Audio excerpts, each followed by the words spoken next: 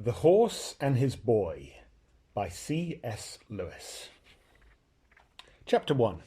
How Shasta Sets Out on His Travels. This is a story of an adventure that happened in Narnia and Calaman, and in the lands between, in the Golden Age, when Peter was High King in Narnia, and his brother and his two sisters were king and queens under him. In those days, far south in Calaman, in a little creek of the sea, there lived a poor fisherman called Arshish, and with him there lived a boy who called him father. The boy's name was Shasta. On most days, Arshish went out in his boat to fish in the morning, and in the afternoon he harnessed his donkey to a cart and loaded the cart with fish and went a mile or so southward to the village to sell it. If it had sold well, he would come back home in a moderately good temper and say nothing to Shasta. But if it had sold badly, he would find fault with him and perhaps beat him. There was always something to find fault with for Shasta had plenty of work to do, mending and washing the nets, cooking the supper, and cleaning the cottage in which they both lived. Shasta was not at all interested in anything that lay south of his home, because he had once or twice been to the village with Arshish, and he knew there was nothing very interesting there. In the village he only met other men who were just like his father, men with long, dirty robes and wooden shoes turned up at the toe, and turbans on their heads and beards, talking to one another very slowly about things that sounded dull. But he was very interested in everything that lay to the north, because no one ever went that way, and he was never allowed to go there himself. When he was sitting out of doors mending the nets and all alone, he would often look eagerly to the north. One could see nothing but a grassy slope running up to a level ridge, and beyond that the sky with perhaps a few birds in it. Sometimes, if Arshish was there, Shasta would say, "Oh, my father, what is there beyond that hill?" And then if the fisherman was in a bad temper, he would box Shasta's ears and tell him to attend to his works. Or, if he was in a peaceable mood, he would say, "Oh, my dear son, do not allow your mind to be distracted by idle questions. For one of the poets has said, 'Application to business is the root of all prosperity. But those who ask questions that do not concern them are steering the ship of folly towards the rock of indigence.'" Shasta thought that beyond the hill there must be some delightful secret which his father wished to hide from him. In reality, however, the fisherman talked like this because he didn't know what lay to the north. Neither did he care. He had a very practical mind. One day there came from the south a stranger who was unlike any man that Shasta had seen before. He rode upon a strong dappled horse with a flowing mane, and a tail, and his stirrups and his bridle were inlaid with silver. The spike of the helmet projected from the middle of his silken turban, and he wore a shirt of chain mail. By his side hung a curving scimitar. A round shield studded with bosses of brass hung at his back, and his right hand grasped a lance. His face was dark, but this did not surprise Shasta, because all the people of Calaman were like that. What did surprise him was that the man's beard, which was dyed crimson, and was curled and gleaming with scented oil. But Arshish knew by the gold on the stranger's bare arms that he was a Tarkan, or great lord, and he bowed kneeling before him till his beard touched the earth, and made signs to Shasta to kneel also. The stranger demanded hospitality for the night, which of course the fisherman dared not refuse. All the best they had was set before the Tarkan for supper, and he didn't think much of it. And Shasta, as always happened when the fisherman had company, was given a hunk of bread and turned out of the cottage. On these occasions he usually slept with a donkey in its little thatched stable. But it was much too early to go to sleep yet, and Shasta, who had never learned that it is wrong to listen behind doors, sat down with his ear to a crack in the wooden wall of the cottage to hear what the grown-ups were talking about. And this is what he heard. "And now, O my host," said the Tarkan, "I have a mind to buy that boy of yours." "O my master," replied the fisherman, and Shasta knew by the wheedling tone and the greedy look that was probably coming into his face as he said it. "What price would induce your servant, poor though he is, to sell into slavery his only child and his only flesh? Is not one of the poets said, 'Natural affection is stronger than soup, and offspring more precious than carbuncles'?" "It is even so," replied the guest dryly. "But another poet has likewise said, 'He who attempts to deceive the judicious is already bearing his back for the scourge.'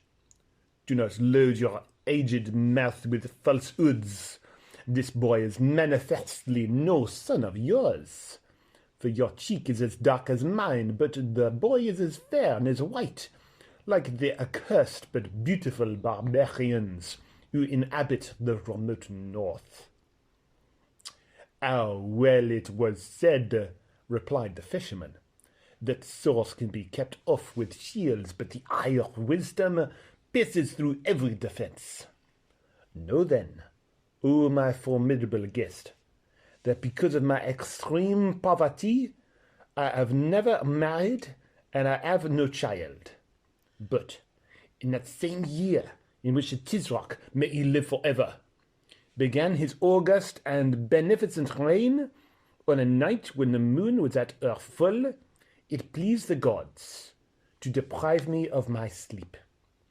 Therefore I arose from my bed in this hovel, and went forth to the beach to refresh myself with looking upon the water, and the moon was breathing the cold air. And presently I heard a noise of oars coming across to me the water, and then, as it were, a weak cry. And shortly after, a tide brought to the land a little boat, in which there was nothing but a man lean with extreme hunger and thirst, who seems to have died but a few moments before, or for he was still very warm, and an empty water skin and a child still living. Doubtless, said I, these unfortunates have escaped from a wreck of a great ship, but by the admirable designs of the gods, the elder has starved himself to keep the child alive, and has perished in sight of land. Accordingly, remembering how the gods never fail to reward those who befriend the destitute, and being moved by compassion, for your servant is a man of tender heart— "Leave out all these idle words in your own praise," interrupted the Tarkan. "It is enough to know that you took the child and have 10 times the worth of his daily bread out of him for labour, as anyone can see. And now, tell me at once what price you have put on him, for I am wearied by your loquacity." "You yourself have wisely said," answered Ashish, "that the boy's labour has been to me of inestimable value. This must be taken into account in fixing the price. For if I sell the boy, I must undoubtedly either buy or hire another to do his work. I'll give you 15 crescents for him," said the Tarkan. 15? cried Ashish in a voice that was something between a whine and a scream. 15! For the prop of my old age and the delight of my eyes. Do not mock my grey beard, Tarkan though you may be. My price is 70. At this point, Shasta got up and tiptoed away. He had heard all he wanted, for he had often listened when men were bargaining in the village, and knew how it was done. He was quite certain that Ashish would sell him in the end for something much more than 15 crescents, and much less than 70, but that he and the Tarkan would take hours in getting to an agreement. You must not imagine that Shasta felt at all as if you or I would feel if we had just overheard our parents talking about selling us for slaves. For one thing, his life was already little better than slavery.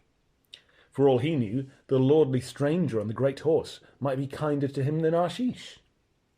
For another, the story about his own discovery in the boat had filled him with excitement and with a sense of relief. He had often been uneasy because, try as he might, he had never been able to love the fisherman, and he knew that a boy ought to love his father. And now, apparently, he was no relation to Ashish at all. That took a great weight off my mind. That took a great weight off his mind. Why, I might be anyone, he thought. I might be the son of a Tarkan myself, or the son of the Tisroc, may he live forever, or of a god. He was standing out in a grassy place before the cottage while he thought out these things. Twilight was coming on apace, and a star or two was already out, but the remains of the sunset could still be seen in the west. Not far away, the stranger's horse, loosely tied to an iron ring in the wall of the donkey's stable, was grazing. Shasta strolled over to it and patted its neck. It went on tearing up the grass and took no notice of him. Then another thought came into Shasta's mind. I wonder what sort of man that Tarkan is, he said out loud. It would be splendid if he were kind. Some of the slaves in a great lord's house have next to nothing to do. They wear lovely clothes and eat meat every day. Perhaps he would take me to the wars, and I'd save his life in a battle, and then he would set me free and adopt me as his son, and give me a palace and a chariot and a suit of armour. But then he might be a horrid, cruel man. He might send me to work on the fields in chains. I wish I knew. How can I know? I bet this horse knows, if only he could tell me.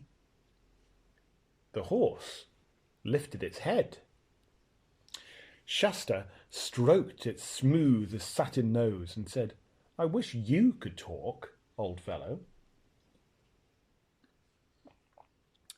And then, for a second, he thought he was dreaming, for quite distinctly, though in a low voice, the horse said, But I can. Shasta stared into its great eyes, and his own all grew almost as big with astonishment. How did you learn to talk? He asked. Hush, not so loud, replied the horse. Where I come from, nearly all the animals can talk. Wherever is that? asked Shasta. Narnia, answered the horse. The happy land of Narnia, Narnia of the heathery mountains and the thymy downs, Narnia of the many rivers, the plashing glens, the mossy caverns, and the deep forests ringing with the hammers of the dwarves. Oh, the sweet air of Narnia! An hour's life there is better than 1,000 years in Kalaman. It ended with a whinny that sounded very like a sigh. How did you get here? Said Shasta. Kidnapped, said the horse, or stolen, or captured, whichever you like to call it. I was only a foal at the time. My mother warned me not to range to the southern slopes, into Archenland and beyond, but I wouldn't heed her. And by the lion's mane I have paid for my folly. All these years I have been slave to humans, hiding my true nature and pretending to be dumb and witless like their horses. Why didn't you tell them who you were? Not such a fool, that's why.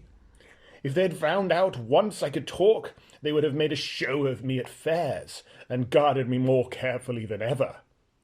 My last chance of escape would have been gone. And why? Began Shasta, but the horse interrupted him. Now look, it said. We mustn't waste time on idle questions. You want to know about my master, the Tarkan Anradin? Well, he's bad. Not too bad to me, for a warhorse costs too much to be treated very badly. But you'd be better lying dead tonight than to go to a human slave in his house tomorrow. Ooh. Then I'd better run away, said Shasta, turning very pale. Yes, you had, said the horse. But why not run away with me? Are you going to run away too? Said Shasta. Yes, if you'll come with me, answered the horse. This is a chance for both of us. You see, if I run away without a rider, everyone who sees me will say, Stray horse, and be after me as quick as he can. With a rider, I've a chance to get through. That's where you can help me. On the other hand, you can't get very far on those two silly legs of yours. What absurd legs humans have, without being overtaken. But on me, you can outdistance any other horse in this country. That's where I can help you. By the way, I suppose you know how to ride? Oh, yes, of course, said Shasta. At least, I've ridden the donkey. Ridden the what? Retorted the horse with extreme contempt. At least this is what he meant. Actually, it came out in a sort of neigh. Ridden the wah. Talking horses always become much more horsey in accent when they are angry. In other words, it continued, you can't ride. That's a drawback. I'll have to teach you as we go along. And if you can't ride, can you fall? I suppose anyone could fall, said Shasta. I mean, can you fall and get up again without crying, and mount again and fall again and not be afraid of falling? I'll try, said Shasta. Poor little beast, said the horse in a gentler tone. I forget you're only a foal. We'll make a fine rider of you in time. And now we mustn't start until those two in the hut are asleep. Meanwhile, we can make our plans. My Tarkin is on his way north to the great city, to Tashbaan itself and the court of the Tisroc. I say, put in Shasta in a rather shocked voice, oughtn't you say, may he live forever? Why, said the horse, I am a free Narnian, and why should I talk slaves and fools talk? I don't want him to live forever. I know that he's not going to live forever, whether I want him to or not. I can see you're from the free north too.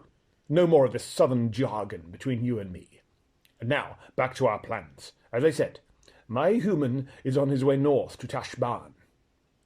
Does that mean we'd better go south? I think not, said his horse. You see, he thinks I'm dumb and witless like his other horses. Now, if I really were, the moment I got loose, I'd go back home into my stable and paddock, back to his palace, which is 2 days' journey south. That's where he'll look for me. He'd never dream of going on north on my own, of my going north on my own. And anyway, he'll probably think that someone in the last village saw him ride through, has followed us here, and stolen me. Oh, hurrah, said Shasta. Then we'll go north. I've been longing to go north all my life. Of course you have, said the horse. That's because of the blood that's in you. I'm sure you're true northern stock, but not too loud. I should think they'd be asleep soon now. We'd better creep back and see, suggested Shasta. That's a good idea, said the horse, but take care you're not caught.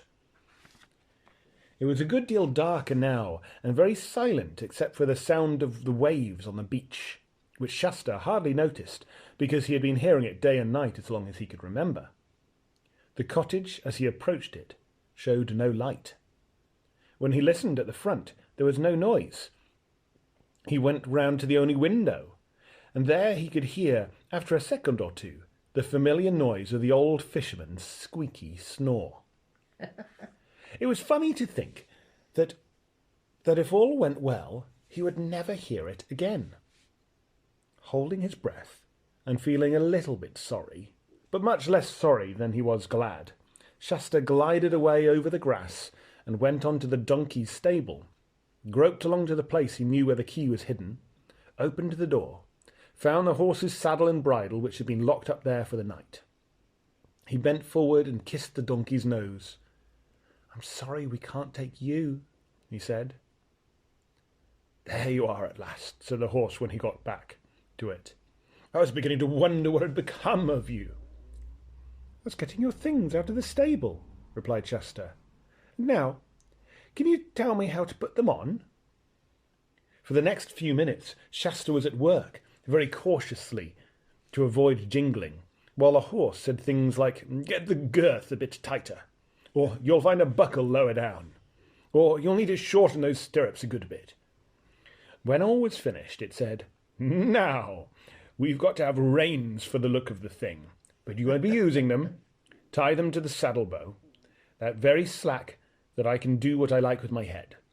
And remember, you are not to touch them." "What are they for, then?" asked Shasta. "Ordinarily, they are for directing me," replied the horse. "But as I intend to do all the directing on this journey, you'll please keep your hands to yourself. And there's another thing. I'm not going to have you grabbing my mane." "But I say," pleaded Shasta, "if I'm not to hold on by the reins or by your mane, what am I to hold on by?" "You hold on with your knees," said the horse. "That's the secret of good riding. Grip my body between your knees as hard as you like. Sit straight up. Sit straight as a poker. Keep your elbows in. And by the way, what did you do with the spurs?" "Put them on my heels, of course," said Shasta. "I do know that much." "Then you could take them off and put them in a saddlebag. We may be able to sell them when we get to Tashbaan. Ready? And now I think you can get up." "Oh, you're a dreadful height," gasped Shasta after his first and unsuccessful attempt. "I'm a horse, that's all," was the reply. "Anyone would think I'm a haystack from the way you're trying to climb up me. There, that's better. Now sit up, and remember what I told you about your knees. Funny to think of me, who's led cavalry charges and won races, having a potato sack like you in a saddle. However, off we go." It chuckled, not unkindly. And it certainly began their night journey with great caution.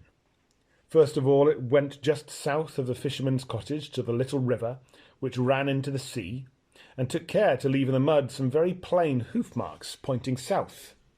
But as soon as they were in the middle of the ford, it turned upstream and waded till they were about 100 yards further inland than the cottage. Then it selected a nice gravelly bit of bank which would take no footprints, and came out on the northern side.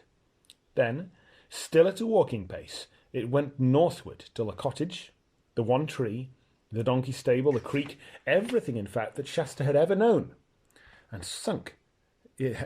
everything Shasta had ever known had sunk out of sight in the grey summer night darkness. They had been going uphill, and now were at the top of the ridge, that ridge which had always been the boundary of Shasta's known world. He could not see what was ahead, except that it was all open and grassy. It looked endless, wild and lonely and free. "I say," observed the horse, "what a place for a gallop, eh?" "Oh, don't let's," said Shasta. "Not yet. I don't know how. Please, horse. I don't know your name." "Bree, hoo-ha," said the horse. "I'll never be able to say that," said Shasta. "Can I just call you Bree?" "Well, if it's the best you can do, I suppose you must," said the horse. "And what shall I call you?" "I'm called Shasta." Said Bree. "Well, now, there's a name that's really hard to pronounce. But now about this gallop. It's a good deal easier than trotting, if only you knew, because you don't have to rise and fall. And grip with your knees, and keep your eyes straight ahead between my ears. Don't look at the ground. And if you think you are going to fall, just grip harder and sit up straighter. Ready? Now, for Narnia and the North."